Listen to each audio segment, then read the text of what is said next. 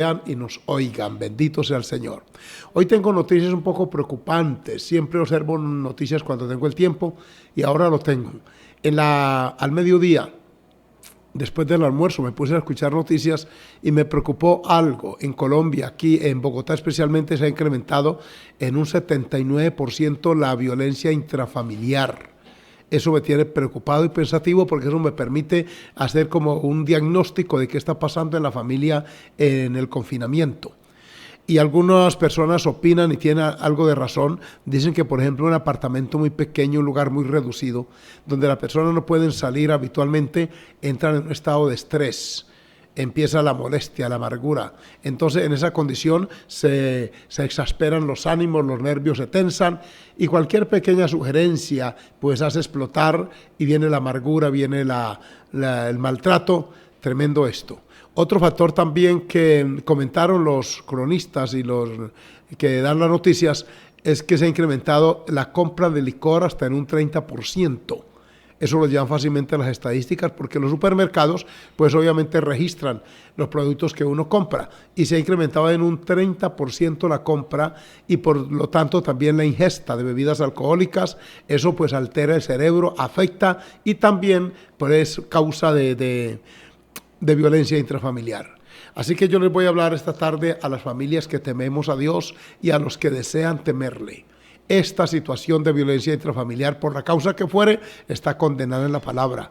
Y no lo hacemos por obligación o por molestia o como por temor a un juicio, sino por amor a nuestra familia y por amor al Señor del cielo.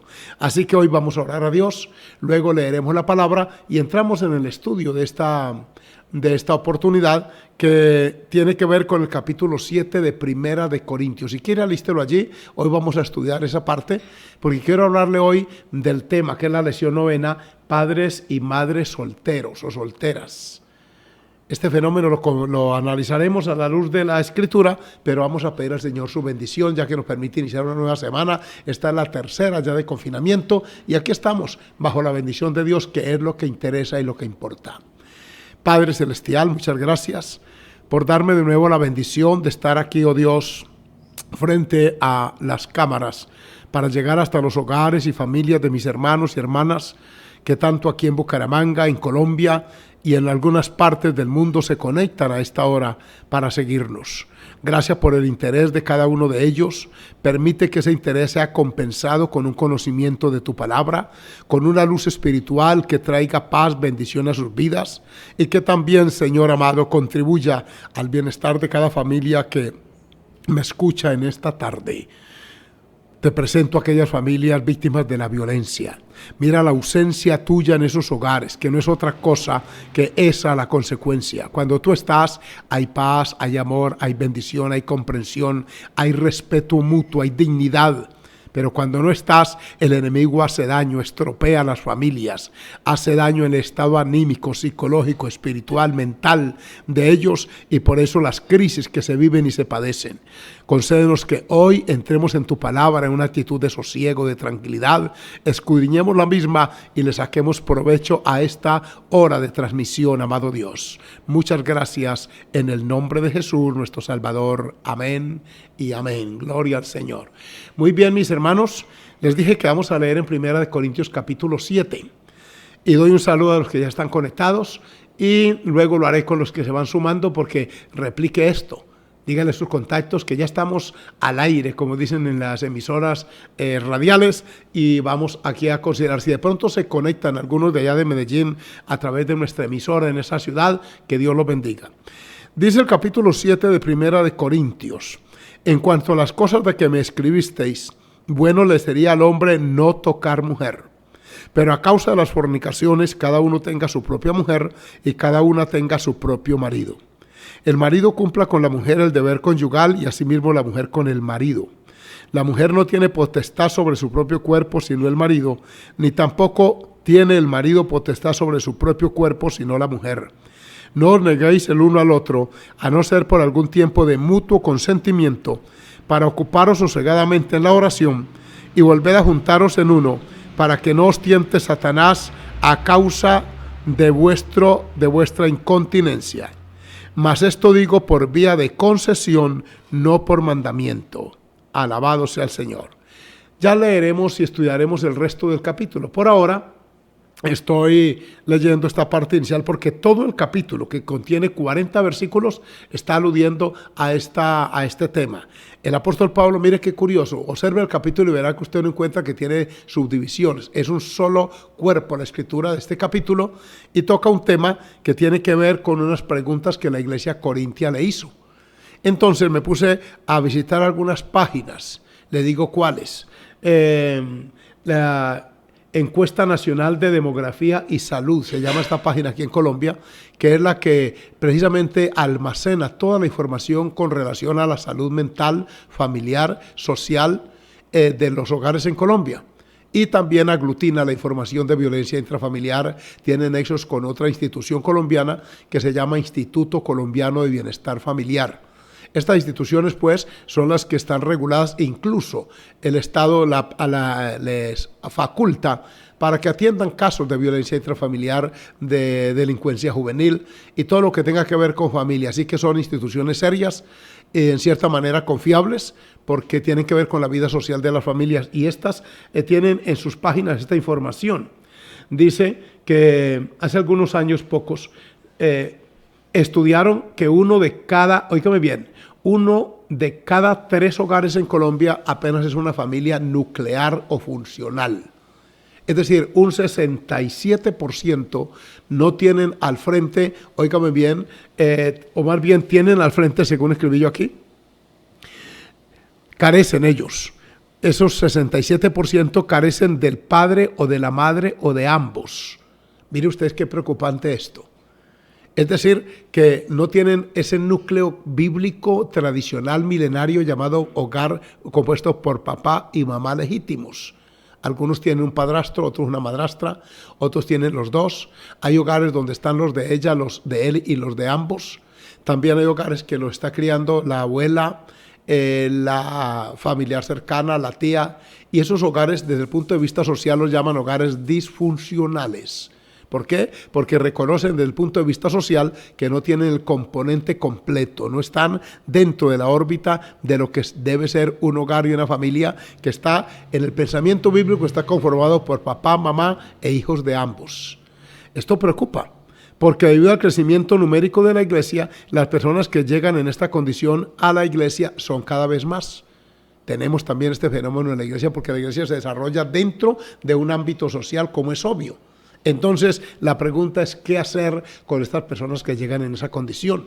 En la lección pasada avancé un poquito al respecto y estuve compartiendo con ustedes esta parte y hablando de padrastros y madrastras. Hoy hablemos un poquito de aquellos que llegan con esta carga, que llegan no tarde, porque nunca es tarde para llegar a Cristo, pero en cierta manera sí lo es cuando se vienen con ciertos lastres que la conversión no anula. El convertirnos a Cristo no corta el vínculo genético con nuestra familia. Los deberes económicos, sociales siguen vigentes. Si usted en la vida inconversa, en un acto de borrachera, de irresponsabilidad por allá, engendró un hijo, varón que me oye, y usted luego viene a Cristo, abandona el vicio, abandona la borrachera, la inmoralidad, pero ese vínculo con ese hijo que procreó continúa, social y genéticamente y ahora espiritualmente. Entonces, ¿qué hacer en estos casos?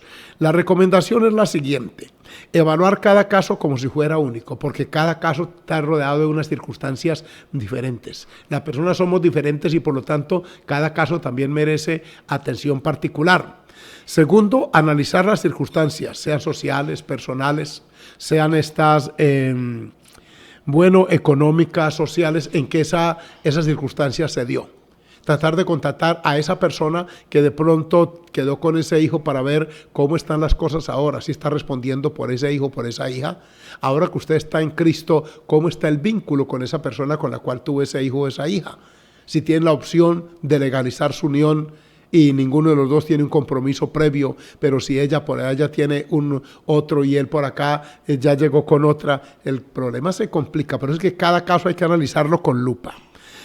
Tercero, sopesar el pasado, presente y futuro de la persona en esa condición.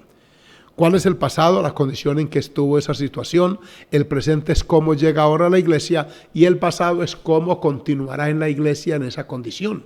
Supongamos que es una persona joven, él o ella, que los hay. No es que lo supongamos, es que los hay. ¿Qué se le aconsejaría a esa persona? Que sea muy responsable, que sea muy temeroso de Dios, que fortalezca el vínculo de afecto con ese hijo y esa hija, que ya lo tiene, no puede ignorarlo, que mantenga una comunicación respetuosa, aunque distante, con esa mamá o papá de esa persona, puesto que ese otro ya tiene por allá de pronto su convivencia, que no trate de inmiscuirse en la vida personal del otro. Es un asunto complicado. Por eso, jóvenes que me están oyendo, qué bendición que oiga esto, para que usted se evalúe y más bien le diga: Señor, guárdame, yo quiero tener un hogar como debe ser, y Dios se lo va a conceder. Entonces, eso se hace. Luego, oír con atención, punto 4, a la persona afectada y evaluar su actitud. En qué condición comenta las situaciones, por qué está ahora en este caso. Todo esto se sopesa. Si llega con ese hijo consigo a la iglesia, hay que brindarle afecto. Si tiene el hijo por fuera y está bajo la custodia materna o paterna y se ven con él esporádicamente, también hay que orientar en ese caso cómo manejar esa relación para que esto no degenere de pronto en un acto de violencia o de crisis. ¿Qué cosa seria es esto? Porque si ya hay un hogar establecido allá o acá, puede afectar esto. Hay que saber con mucha prudencia manejar eso. ¿Qué cosa seria? Punto 5. Evaluar con base bíblica y no bajo la influencia de los sentimientos. Ella puede en un momento dado empezar a llorar, a expresar el dolor, víctima de la traición, del engaño, todo eso, y esas lágrimas pueden en un momento dado conmoverlo a uno como pastor o líder o consejero espiritual. Que esas lágrimas no vayan más allá de lo que la Biblia enseña. A pesar de que haya lágrimas, porque pueden ser motivos, las lágrimas pueden venir como ese efecto de sentimientos. Hay personas que han llorado oyendo un discurso político o filosófico. Hay abogados tan elocuentes y hay exponentes tan hábiles para la expresión que hacen vivir la escena y hacen llorar a la persona. Entonces no siempre las lágrimas son producto de la auténtica sinceridad. Puede haber atrás otras motivaciones. Así que así la persona llore, decirle: la Biblia dice esto. Y la palabra, cuando uno dice esto, dice la palabra, amén. Y por último, punto 6, respetar la decisión final de la persona sobre su condición futura. Vamos a suponer que una persona está empecinada y dice: pastor, yo sigo con esta persona a pesar de todo, aunque ella ya está casada, aunque yo estaba casado también, pero yo quiero esos hijos. Uno como pastor debe respetar esa posición, haciéndole saber lo que la Escritura dice al respecto. Si quiere seguir viniendo a los bancos de la iglesia, amén, pero que no nos genere un escándalo aquello, y tampoco pues hay que hacerle ver que esa condición a Dios no le agrada, porque la Escritura dice que a los fornicarios y adúlteros Dios los juzga. Yo sé que este tema es un poco polémico y que genera de pronto algunas inquietudes e interrogantes, pero es lo que la Escritura dice. Entonces entremos al respecto al capítulo 7 de Corintios. Tenga la Biblia abierta allí y vamos a compartir lo que este capítulo contiene. Lo primero que debo decirles es que todo el capítulo es la respuesta del apóstol Pablo a unas inquietudes que le plantean algunos hermanos de la iglesia corintia. Y entonces él está aquí diciéndoles: en cuanto a las cosas de que me escribisteis, o sea, fue un escrito que le mandaron al apóstol donde plantearon estas inquietudes. Había mucha gente nueva en la iglesia, no había un acervo doctrinal todavía escrito. La iglesia carecía de este santo libro como regla de vida, solamente tenían la Torah o Torá, que era el antiguo pacto, y eso era muy esporádico, porque recordemos que no existía el libro como tal, eran rollos o pergaminos. El libro como tal fue inventado por allá en el siglo XVI por Gutenberg en Alemania.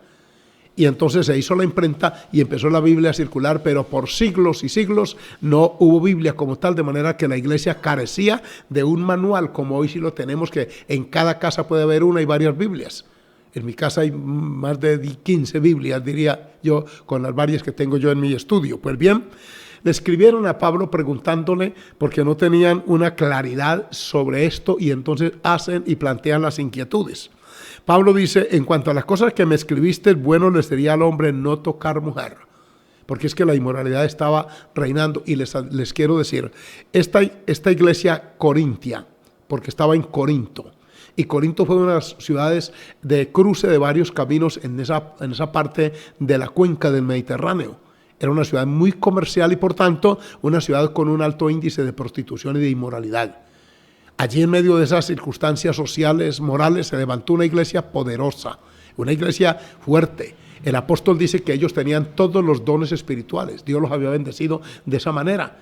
Y con todo eso, este pueblo tenía inquietudes porque abundaba la inmoralidad, abundaba la corrupción. Y entonces le escriben a Pablo. ¿Saben una cosa? Que fue tal la influencia negativa de la maldad que se presentó un caso en el seno de esta iglesia. Está narrado en el capítulo 5 y habla de un joven, un hombre ya por supuesto en edad adulta, que le quitó la madrastra al papá y se fue a vivir con ella, con la madrastra, cosa que Pablo dice ni entre gentiles se nombra.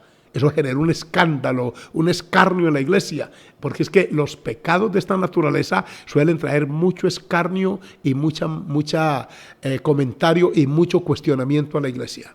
Porque se supone desde el punto de vista lógico, bíblico y social que la iglesia tiene otros valores y principios, que tiene unos parámetros de ética y de moral más altos que los que obviamente en el mundo se observan.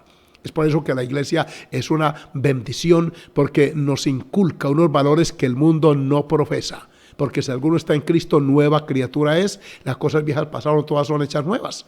Entonces, en medio de esa inmoralidad reinante, saben que en televisión hace algunos años vi un programa precisamente de estos que transmiten por estos canales, History Channel, y estaban hablando de esa ciudad llamada Corinto, una ciudad muy pervertida. Incluso se acuñó un verbo en esa época que se llamaba corientizar, y era irse a pervertir a Corinto. Y habían los prostíbulos, los arqueólogos descubrieron debajo de todas esas excavaciones que hacen en esas ciudades antiguas, y entonces encontraron escritos, los descifraron a la luz de los lingüistas e intérpretes modernos y de aquellas lenguas antiguas, y era una huella en bajo relieve en el piso frente a los antros de maldad. Y entonces los hombres tenían que meter el pie allí en esa huella, y si la huella calzaba, óigame bien o más bien sobraba pie que huella, entonces le autorizaban el ingreso, porque suponía que ya era un adulto. Pero si el pie era pequeño, que era la manera de evaluar que era un menor de edad, no lo dejaban entrar. Qué terrible. Pero donde abunda el pecado, sobreabunda la gracia. Esta iglesia pues está allí en esa ciudad, y asaltan los pensamientos de los hermanos estas inquietudes. Y le preguntan a Pablo, le hacen las siguientes preguntas. Escuchen esta que se deduce de las respuestas. Aquí no está la pregunta, pero sí la respuesta, lo que nos hace entender fácilmente qué tema fue el que ocupó. El apóstol Pablo empieza diciendo que a causa de las fornicaciones, hay una versión que dice a causa de la inmoralidad reinante, cada uno tenga su propia mujer y cada una tenga su propio marido. Parte con una base muy bíblica y muy sólida, y es que una de las maneras de prevenir la inmoralidad sexual es que cada hombre tenga su esposa y cada mujer su marido propio. Por eso fue que Dios creó el matrimonio. Allí está en pantalla que es a causa de esto, a causa de tanta inmoralidad, Dios enmarcó la vida marital dentro del ámbito matrimonial. Por eso toda relación fuera de este marco pues está calificada como pecado. Tal vez vuelva usted a pensar que yo soy bueno, un mojigato, piense cualquier cosa, pero estoy leyendo lo que la Santa Escritura dice. Alabado sea el Señor. Entonces, las preguntas que se deducen eran estas. ¿Cómo afecta la vida sexual la conversión de uno de los cónyuges? Según el versículo 2. Pero a causa de las fornicaciones, aquí habla de esto, el marido cumpla con la mujer el deber conyugal en el versículo 3. La pregunta es obvia. ¿Cuál era? Si una vez que una pareja se convierte a Cristo, oiga bien esto, o no la pareja, no los dos, sino uno de los dos, casados, esposos, llega a la iglesia, pero uno de los dos se convierte primero, si eso altera la vida marital de esa pareja, de sus esposos. La respuesta de Pablo es que no, que pueden continuar con su vida conyugal normal, y que solamente la deben interrumpir para ocuparos sosegadamente en la oración y después volver a una vida marital normal, para que el Satanás no entre a tentarlos a causa de esa incontinencia, se llama aquí. También la pregunta es obvia, ¿en qué circunstancias se deben interrumpir las relaciones maritales? Y aquí el apóstol está aconsejando en esa parte, en ese aspecto. De manera que vamos avanzando, bendito el nombre del Señor. En el versículo 6, Pablo es muy honesto. Escuchen esto si algún pastor está conectado.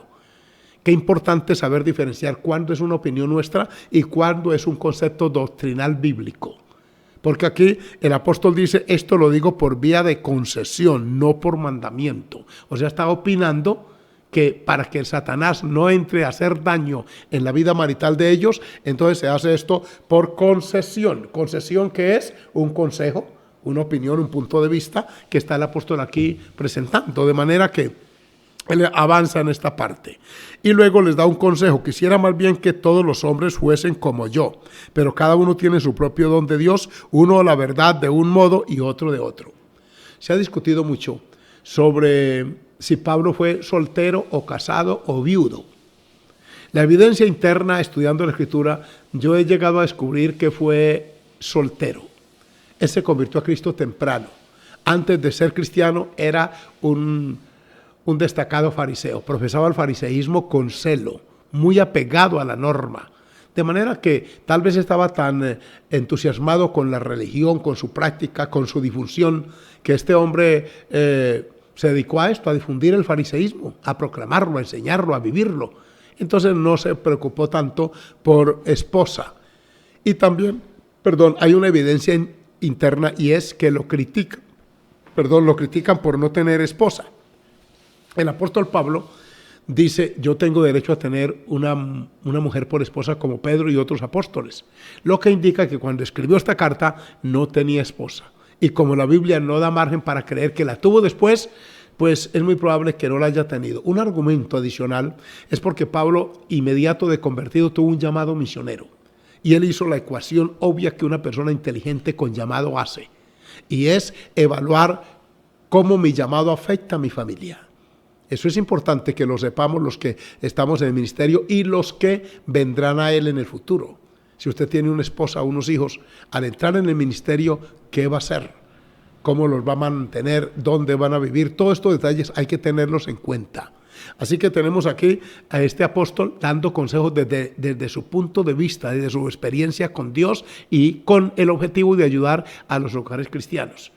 Entonces damos por hecho que Pablo era un varón soltero para entonces. Con todo, era un hombre maduro. No se necesita necesariamente tener una esposa para dar unos consejos que tenemos bíblicamente base para dar. Yo fui pastor soltero 9 años y a cuántos hogares me tocó aconsejar. Y antes de ser pastor también ayudando en esto, porque como fui hijo de papás casados y de una familia nuclear, no familia disfuncional, esa experiencia me ayudó mucho y puede bendecir al Señor y ayudar a otros. Entonces él dice que bueno, a uno de una manera y de otra tiene derecho a vivir su vida como sea. Aquí el apóstol está diciendo que el soltero y el casado, que el casarse o no casarse es una decisión absolutamente personal. Esto no es obligado. Uno no se casa bajo ningún tipo de presión, no puede hacerlo. No se preocupe porque lo que lo obliguen no lo pueden obligar, ni civil, ni jurídicamente, y menos ministerialmente. Pastores que de pronto dicen que usted se me casa con esa muchacha. Cuidado, pastor, tenga cuidado. Porque es que así hayan caído en pecado. Yo les he aconsejado a los que han fracasado, yo no sé si usted se casa, eso se lo respeto, pero si lo hace allá usted, pero debió haber tenido en cuenta esto, y obviamente hay que aplicar la bíblica disciplina que la palabra autoriza para esos casos. Digo pues a los solteros y a las viudas que bueno les fuera quedarse como yo. Miren que les da un consejo: solteros y viudas. Bueno les sería, porque es que también sepan que para Pablo servir en el ministerio con todos los viajes misioneros que la Biblia menciona de este varón, de puerto en puerto, de barco en barco, durmiendo de cualquier manera. Segunda de Corintios describe en los capítulos 11 y 12 los padecimientos de Pablo. Náufrago varias veces, azotado tantas veces en cárceles, en prisiones. En todo esto es obvio que con una familia se hubiera visto con ciertas dificultades. No como argumenta algunos en el catolicismo.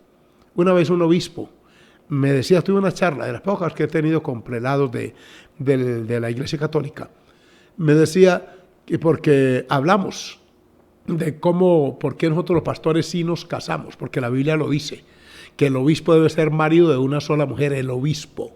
Y si el obispo, que es una persona que tiene jerarquía ministerial, debe tener esposa, ¿cuánto más el sacerdote que está más abajo, que está en una posición jerárquica dependiente de aquel, para que sea un ejemplo con su familia, con su hogar? Ahí lo narra Timoteo. Y yo le decía a aquel hombre, porque él me dijo, ¿por qué nos casamos? Yo le abrí la Biblia y le leí, Entonces yo le dije a él que por qué él no se casaba si detrás de esa sotana había un hombre común y corriente. Detrás de cada hombre que usted vea estos días ahí en la televisión, que sale con sus ritos y ceremonias porque estamos en la llamada Semana Santa, allá adentro hay un hombre común y corriente, de carne y hueso. Estas monjas que también ayudan en los rituales tan humanas son como las que me están viendo ustedes hoy. Porque es que el hábito no cambia la persona que está dentro. ¿Sabe qué me dijo aquel prelado? Me dijo, ¿cómo se te ocurre que nos casemos? ¿Qué tal uno en el pleno altar, el púlpito dando la misa, y que de pronto llegue la mujer a pedirle lo del mercado? ¿Cómo queda uno ante la filigresía? A mí me dio risa porque el argumento me pareció muy infantil, porque nosotros también tenemos sentido común y analizamos. No crean que los pastores y los evangélicos somos unos tontos. Nosotros también usamos nuestra materia gris. Yo le dije, ese argumento está muy infantil, porque a ningún pastor nos pasa eso. Porque nosotros tenemos la suficiente sentido común para dejar lo del tetero y lo de la comida allá en la casa para que no tengan que venir a pedirlo al púlpito. Yo no conozco nunca una mujer que tenga que subir al púlpito a pedirle al esposo la manutención de sus hijos. Es de sentido común hacerlo antes. Bendito sea el Señor. Así que volvamos a esta parte, al capítulo 7 de Corintios. El apóstol dice aquí que la vida solteril es buena, que se puede optar por el matrimonio o no. Mire el versículo 8. Bendito sea el Señor. Digo pues, el 9. Pero si no tienen don de continencia. Don de continencia es esa facultad que da Dios para abstenerse de la vida marital. Que eso hoy es muy escaso, muy poco. Esto casi no existe, es el llamado don de continencia. Porque el instinto sexual se despierta muy temprano en el humano y muere con él. Hemos visto viejitos que ya con un alto índice de Parkinson, ya con bastante fragilidad física y con todo enamorando a las muchachas. Porque es que ese instinto está allí. Y por eso el matrimonio fue dado por Dios para por allí canalizar esos instintos, esos deseos naturales. Aquí dice el apóstol Pablo que entonces, si no tienen ese don, cásense. Pues mejor es casarse que estarse quemando por las tentaciones, por las presiones, por el fuego de la prueba que esto genera. Y les quiero decir a los solteros, no crea que el casarse lo blinda a usted de las tentaciones. No es cierto. El alto porcentaje de pastores, tristemente, que han fracasado moralmente, son personas casadas. Eso explica por qué una persona de jerarquía alta, un gerente de una multinacional, resulta en un romance con una secretaria, una persona de una jerarquía académica o económica inferior, o una señora de estrato 6, por allá en un alto área de una... por allá de una parte económicamente fuerte de la ciudad, de un estrato elevado, resulta con un romance con el portero del edificio, de la empresa. ¿Por qué? Porque estos instintos, si no se llevan a los pies de Cristo, no, óigame bien, no se someten porque sí. Entonces no diga que el matrimonio es como el pretexto para vencer tentaciones, porque no lo es. Así se casa, y los casados sabemos que tenemos que seguir luchando con esta situación. ¿Es normal? ¿No ve que la Biblia dice que bienaventurado el varón que soporta la tentación, porque cuando haya vencido es bendecido por el Señor? Entonces es mejor que se casen. Pero los que están unidos en matrimonio, viene ahora el mandamiento de Pablo: mando no yo, sino el Señor, que la mujer no se separe del marido. Está diciéndole, si usted tiene un marido que no es cristiano, o usted, hermano, tiene una mujer que no es cristiana todavía, deben conservar el matrimonio. La conversión no rompe el vínculo matrimonial, por el contrario, lo consolida y lo fortalece. Esto es importante que estemos claros al respecto. Continúo, porque aquí habla que el matrimonio es indisoluble. En algunos casos, cuando ya, por ejemplo, la violencia intrafamiliar se incrementa por parte de la persona inconversa, entonces el versículo 11 dice: y si se separa, porque llega el momento en que no pudo continuarse la relación, quédese sin casar. Si quiere, subraye eso en su Biblia. O sea, la parte inocente, la parte cristiana, no puede volver a casarse con otra persona. Quédese sin casar o reconcíliese con su marido. Más claro, ¿para dónde? ¿Con cuál marido? Con el que tiene. Si hay un arreglo, si hay un perdón, si hay una reconciliación, ahí está. Reconcíliese. Reconciliar es conciliar otra vez. Volver al acuerdo, a la unidad, a la armonía. Bendito sea el Señor. Así que está respondiendo Pablo con mucho detalle estas inquietudes que le plantea la iglesia corintia, y avanza. En el versículo 11 dice eso: y que el marido no abandone a su mujer. Está dándose en los dos casos, de él o de ella, la parte que sea cristiana, que también tenemos ese fenómeno en las iglesias hoy. Más de una hermana viene sola a la iglesia. Tuvimos orientación y consejería con una mujer que fue víctima de una enfermedad venérea que le transmitió su pérfido esposo. El profesional de la salud que la atendió, ella no quería ir, le aconsejamos, fue, y este médico, un profesional muy ético, le dijo: lo lamento, señora, pero estos casos tristemente son frecuentes. Usted debió haber venido antes, cuando tuvo los síntomas de esto, haber venido, porque nosotros tratamos con esto y le vamos a ayudar, y le ayudaron, porque ella se sentía avergonzada, porque la podían calificar como una mujer de baja condición moral, pero era su promiscuo marido, un hombre sin temor de Dios, que desgraciadamente abundan hoy. ¿Cuántas esposas tienen que someterse a las bajezas y a la mentalidad perversa de estos hombres para mantener un vínculo matrimonial? Hermana, ore, y en las iglesias oramos con frecuencia por estos maridos inconversos para que Dios los salve, porque una causa por la cual no quieren venir a Cristo es porque no quieren abandonar su vida pecaminosa, su vida promiscua y desordenada. Y el Señor manda que en esos casos, si esa persona llega a un extremo y se quiere separar, allá él. Pero a los demás, óigame bien, en el versículo 12, a los demás yo digo, no el Señor. Y viene un reglamento para ellos. Si algún hermano tiene mujer que no sea creyente y ella consiente en vivir con él, no la abandone. Qué lindo esto. Mire este versículo tan hermoso. Si él consiente, porque hay maridos que quieren que la mujer viva en la iglesia porque les asegura fidelidad, trabajo, responsabilidad, amor por los hijos, y si ven que ella practique el cristianismo, muy bueno para ella, pero para mí no. Cuidado con eso, varón que me oye, porque la persona más bendecida después de su conversión, después de usted, es su esposa. Una esposa temerosa de Dios es una garantía de honestidad, de transparencia, de valores y de principios cristianos. Todo esto está aquí en la palabra del Señor. Entonces quieren que ella sí vaya a la iglesia. Es más, algunos hasta van y la llevan al culto. Y con los hijos, vayan. Y luego que la dejan ahí, arrancan a aventurar y a pecar por su cuenta. Cuidado, que eso Dios lo ve y lo tiene en cuenta. Como también hay esposos que les toca llegar solos. En mayoría de casos son ellas. Entonces Pablo aquí está diciendo, no la abandone. Si una mujer tiene marido que no sea creyente, es el versículo 13, y él consiente en vivir con ella, no la abandone. Está respondiendo las inquietudes y las preguntas que le estaba haciendo esta iglesia a él allá a través de esta carta. Entonces dice que en caso tal, tanto él como los hijos son bendecidos. Mire, porque el marido incrédulo es santificado en la mujer. Santificado en el sentido que está cerquita de la salvación. Tiene muchísimas más opciones de venir a Cristo un marido con una mujer cristiana que uno que no la tiene. Porque aquella que no es cristiana y él tampoco, pues ambos comparten la vida pecaminosa. Me han contado hermanos que han venido a Cristo de una vida sucia, vulgar. Hay unos antros de perversión. Me decía un hermano que era conductor de un millonario por allá en una ciudad y me decía, pastor, en ese mundo de la alta alcurnia se vive una bajeza. Dijo, yo tenía que llevar a ese hombre a antros de perversión por allá, donde practicaban orgías y llamaban esos bares swingles, donde cambian de pareja, un hombre entrega a la mujer a otro y qué cosa, es el mismo demonio, son antros del infierno allá. Y él dice, ese es el mundo que se vive. En el mundo de profesionalismo, de recursos, hay muchísima maldad, perversión y vicio. Y resulta que si los dos están en la misma condición, comparten la misma bajeza. Poseídos de maldad y de demonios, de perversión, comparten. ¿Se imaginan llegar al extremo de prestar la esposa para que vaya a estar con otro hombre o ella prestar su marido para con otra? Se necesita estar en un submundo de bajeza para actuar de esa forma. Mientras que cuando uno de los dos es cristiano, ya empieza la luz de Cristo a penetrar a esa casa.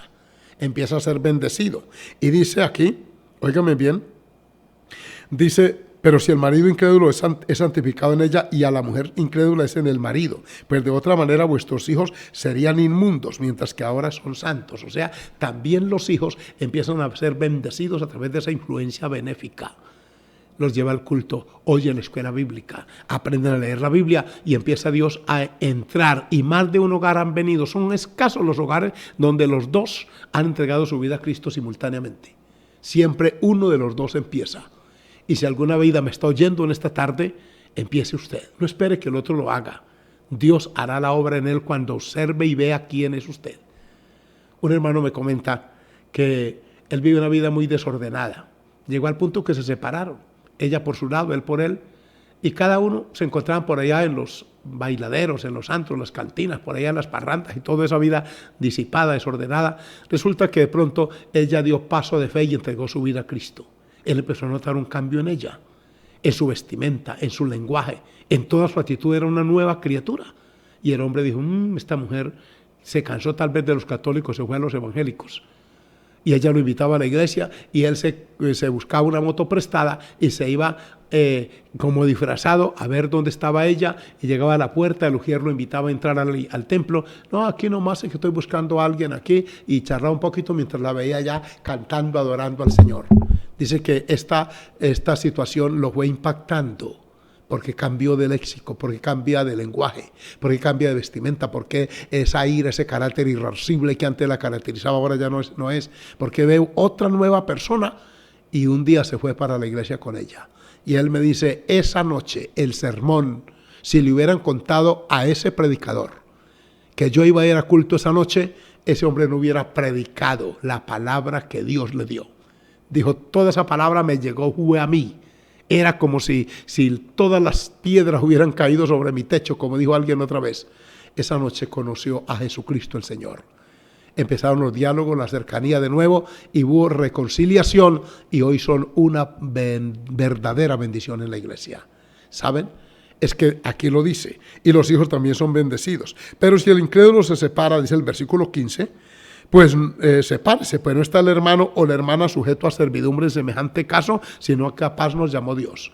Esto es interesante que se analice, porque si esa persona se opone al cristianismo y quiere imponerle la vida pecaminosa y se amarga y está en una condición de rebeldía y opta y dice, si usted no se sale de la iglesia, mejor separémonos, aquí Pablo dice, entonces sepárese, porque se prioriza la vida cristiana sobre las otras.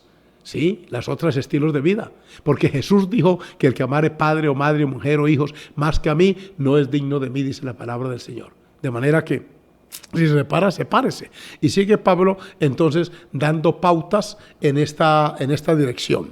Y continuamos, el capítulo es largo, no alcanzaremos a analizarlo todo por el factor tiempo, pero sí quiero que avancemos un poquito. Miren ustedes que según los versículos 12 y 13, pues ellos pueden continuar su vida marital normal, bendito sea el Señor. También si el incrédulo se quiere separar, allá él. Los versículos 26 y 28 tocan otra partecita que es bueno que la consideremos, aunque sea someramente. Oiga bien, en el versículo 25, en una pregunta que le habían hecho al apóstol Pablo era si tengo una hija ya en edad matrimonial. Porque recuerden que están hablando de la cultura donde se pagaba la dote y el padre era el que determinaba cuándo le buscaba esposa a los hijos o marido a las hijas. De manera que en esa cultura, estoy hablando de esa, porque hoy son ellos los que lo buscan. Y el último que sabe es el papá o la mamá. Qué ironía. Por eso es que hay mucho hogar fracasado, porque no cuentan con la bendición paterna y materna. Esto es importantísimo. Que ustedes jóvenes que me oyen tengan en cuenta la opinión paterna y materna. Una bendición paternal el día del matrimonio es una bendición grande. La pregunta es, si tengo una hija en edad de matrimonio y hay una oferta matrimonial, quieren dar una dote por ella, ¿la caso? O más bien rechazo esa dote y la conservo. En el versículo 25 el apóstol da este consejo. Dice, en cuanto a las vírgenes no tengo mandamiento del Señor. No hay un mandamiento explícito al respecto, pero doy mi parecer. Qué honestidad de este hombre. Para que cuando demos opinión, sea opinión, y cuando digamos mandamiento de Dios, es mandamiento de Dios. Hay que saber diferenciar entre un concepto personal, un punto de vista, y también, por supuesto, un mandamiento divino. Oiga lo que el apóstol opina y sugiere. Y es como quien ha alcanzado misericordia del Señor para ser fiel. O sea, tengo alguna facultad para dar mi opinión y pienso que mi opinión está correcta porque tengo la dirección, la gracia divina. Tengo pues por bueno que a causa de la necesidad que apremia, que haría bien el hombre en quedarse como está. O sea, si lo ponen a escoger, quédese como está, solo. Dice aquí, estás ligado a mujer, no procures soltarte. Estás libre de mujer, no procures casarte. Es una opinión, no es un mandamiento, ¿sí? Dice entonces, mas también si te casas, no pecas. Y si la doncella se casa, no peca, pero los tales tendrán la aflicción de la carne y yo la quisiera evitar. Está diciéndole, en el matrimonio van a haber ciertas etapas de ajustes. al ajustar caracteres, temperamentos, se puede dar un cierto roce que en un momento dado puede alterar los ánimos. Dice, pero ya se casaron, háganle frente, que eso contribuye a la madurez también. Yo les quisiera evitar eso, pero si ustedes quieren casarse, está bien, para adelante, como dicen por ahí en algunos lugares. Pero esto digo, hermanos, y que el tiempo es corto. Resta pues que los que tienen esposa sean como si no la tuviesen, y los que lloran como si no llorasen, y los que se alegran como si no se alegrasen, y los que compran como si no comprasen, y los que disfrutan, y entonces prioriza aquí lo que es la vida espiritual, en vista de estas circunstancias. Por eso anoche yo les comentaba por Betel y por las redes sociales que cuántos están en amargura porque llevan 15 o 20 días sin poderla ver a ella, aunque ahora tienen los medios electrónicos estos para poder tener videocharlas, videollamadas, todo esto. Pero mire que en este tiempo no era así. Entonces el apóstol está diciendo, es bueno que esté en una condición la mejor que usted considere. El versículo 33 dice, quisiera pues que estuviesen sin congoja, esa que produce el matrimonio a veces, esas presiones que estamos padeciendo algunos en vista de que la cocina está bastante desolada y hay que responder por la manutención de los hijos y no hay trabajo. Yo sé que me están viendo familias que están en esa preocupación, varones que tienen sentido como yo de responsabilidad. Hermano, y usted está orando y clamando al Señor y Dios está haciendo milagros. Está tocando gente que no son ni de la iglesia para bendecirnos y proveernos algo. Bendito el nombre del Señor. Entonces dice aquí, de la manera que sigue. Quisiera pues que estuvieran sin congoja. El soltero tiene cuidado de las cosas del Señor, de cómo agradar al Señor. No tiene esa segunda preocupación que tienen los casados. Pero si el casado tiene cuidado de las cosas del mundo. Cosas del mundo aquí no son pecaminosas. Que quede claro. Cuando dice cosas del mundo, son cosas del mundo secular que no necesariamente son pecado. Hay que tener claro eso. Porque algunos creen que todo el mundo es pecado. No, hay tres clases de mundo. El mundo cosmos, que es el sistema. El mundo creado, que es las cosas que hay en él. Y bueno, el mundo de gente, que es la raza humana. Todo el mundo corrió a ver. Ese no es todo el mundo. Es un lenguaje que usamos para decir que mucha gente fue allí. Y está obviamente el mundo pecaminoso, que la Escritura dice que la amistad con él es enemistad contra Dios. Entonces, del mundo que está hablando aquí es del mundo secular. Algunas cosas hay que tenerlas en cuenta para agradarle a ella y ella a él, dice la palabra. Asimismo hay diferencia entre la casada y la doncella. La doncella tiene cuidado de las cosas del Señor para ser santa así en cuerpo como en espíritu. Y saben que esto es válido. Por eso es que las mujeres solteras, que también las hay en la iglesia dedicadas a un ministerio, tienen más libertad. Una hermana me decía, son las 11 de la noche, yo puedo estar organizando mis lecciones con el cuerpo de maestras. Si tuviera un esposo no podría estar en este trabajo, tendría que cumplir con él también y estar en la casa, etcétera, con unos hijos. Miren que la mujer soltera sí tiene más opciones, como el soltero también, de vivir como con más holgura para Dios. Entonces la casada tiene que repartir el tiempo y las oportunidades entre él y entre el Señor y el esposo o esposa. Entonces el 36 le dice a los papás que opinan esto y que le preguntan. Pero si alguno piensa que es impropio, de impropio es que ya es tiempo, que ella debe continuar su vida normal, desarrollar un proyecto de familia, esa hija, y dice, si alguno piensa que es impropio para su hija virgen que pase ya de edad, miren que todo tiene su tiempo, su edad, y es necesario que así sea, haga lo que quiera, no peca, que se case. Les da esa plena libertad para que esos papás hagan lo que ellos consideren mejor. Pero el que está firme en su corazón, sin tener necesidad, sino que es dueño de su propia voluntad y ha resuelto en su corazón guardar a su hija virgen, bien hace. Y oigan la conclusión de este tema de las niñas en casa. Dice, de manera que el que la da en casamiento hace bien, el 38, y el que no la da en casamiento hace mejor. Da un punto de vista bien centrado aquí el apóstol y está diciendo que esas personas solteras pueden seguir en la iglesia, pueden continuar, pueden ayudar. En este momento en la congregación tenemos un grupo de muchachos en ayuno diario. Por la tarde levanta el ayuno, uno de ellos cocina. Dios los bendiga a esos jóvenes si me están viendo en esta tarde. Y si fueran casados no podrían estar en la iglesia en estos días, pero como no tienen esa presión, no hay trabajo, ya estamos en semana de receso, no hay estudio, que estaban estudiando también algunos virtualmente, pues ahora hay tiempo para Dios, miren esto, entonces ahí se aplica. Entonces está el versículo 39, la mujer casada está ligada por la ley mientras su marido vive, pero si su marido muriere, libre es para casarse con quien quiera, con tal que sea en el Señor. Está dando luz verde para que las viudas jóvenes, todavía en edad de contraer segundas nupcias, puede hacerlo. Y aquí está diciendo que si en vida del marido, mire otra vez esta importancia del matrimonio, óigame bien, que es irrompible, que es único y que solamente lo rompe la muerte. Dice, si una mujer en vida del marido, mientras él vive, pues imagina, está casada, ligada por esa ley, pero si él muriere, queda libre y puede casarse con quien quiera, y hay una advertencia, con tal que sea en el Señor, es decir, dentro de la iglesia. Una viuda tiene todo el derecho, si está en edad todavía, de contraer matrimonio, porque también hay otros viudos por allí o personas solteras que no quieren terminar la vida como solos. También se da, hay que orientarlos, por supuesto, porque ya están en cierta edad, ya tienen su carácter muy rígido, no es tan dócil.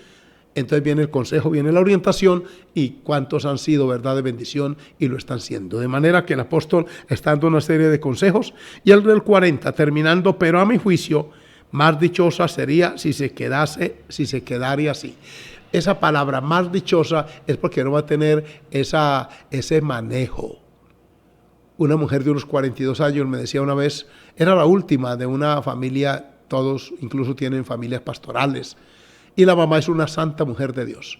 Esta mamá me invitó a almorzar y era con su hija allí, dijo, aconséjeme la pastor para que esta muchacha me establezca un hogar, no quiero morirme, dejarla en esa condición, ya se está pasando de edad y yo quisiera que ella tuviera un hogar, no sé si alcance a tener un hijo o dos, no creo, pero quisiera verla casada. Esta empezó a expresar por qué no se había casado. Dijo, me acostumbré a una vida independiente, me hice profesional, trabajo, dispongo de mi tiempo, manejo mi agenda, voy a las convenciones, retiros, lo que sea. No tengo esa presión de un esposo. Pero también he pensado que me estoy envejeciendo, mi madre también, y de pronto llega el tiempo cuando ya ella parte y yo quedo, y entonces sin un hijo, yo le dije, entonces cásese. Pero ¿qué tal que me vaya mal, pastor? Yo le dije, bueno, ese riesgo hay que correrlo, pero Dios la va a guardar. Bueno, y si no me guarda, entonces no se casa, hermana, quédese así. Seguía comiendo, de pronto dijo, pero ya con estos años, y mi mamá también ya viejita, no, yo más bien me voy a casar. Sí, hermana. ¿Y ofertas ha tenido? Sí, pastor, entonces tome alguna de ellas. Sí, pero es que, ¿qué tal que me pase como fulana? Y empezó a mencionar algunos nombres de algunas que tropezaron en la vida matrimonial. Entonces, hermana, no se case. Volvió otra vez a decir, no, pero yo creo que sí me voy a casar. Hasta que finalmente yo me molesté un poco y le dije, mire, hermanita, haga lo que se le dé la real gana. Ya usted tiene más de 40 años. Y se lo dijo obviamente porque que sí, que no. Esa incertidumbre debe llevarse a los pies del Señor. Si hay una persona en esa condición, ore a Dios, piense en su futuro, si puede enfrentarlo solo o sola, amén. Si usted ve que puede constituir un hogar, una familia, si está a tiempo todavía, hágalo, porque Dios los bendice. La opinión del apóstol Pablo es que si él estuviera dando ese consejo, le hubiera dicho a esta soltera, es mejor que se quede así.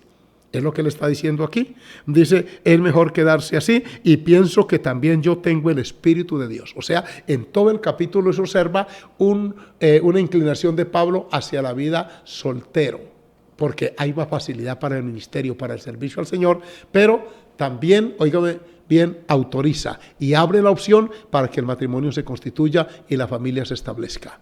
Qué lindo esto, cómo la Escritura no nos deja a nadie sin nuestra parte.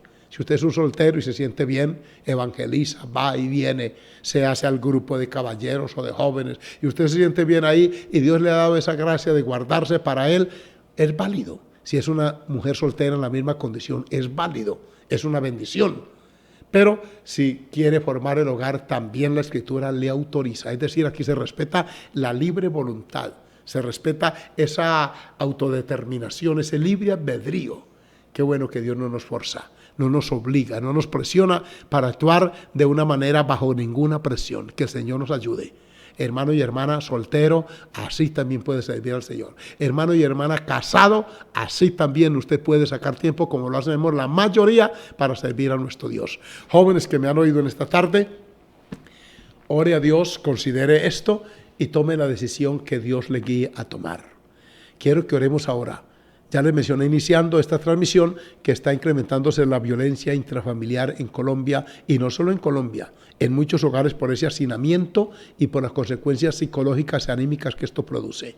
Vamos a pedirle al Señor que llegue la palabra a ellos, que algún vecino les comparta, que oigan alguna bocina por allí con la predicación para que estas personas conozcan a Cristo.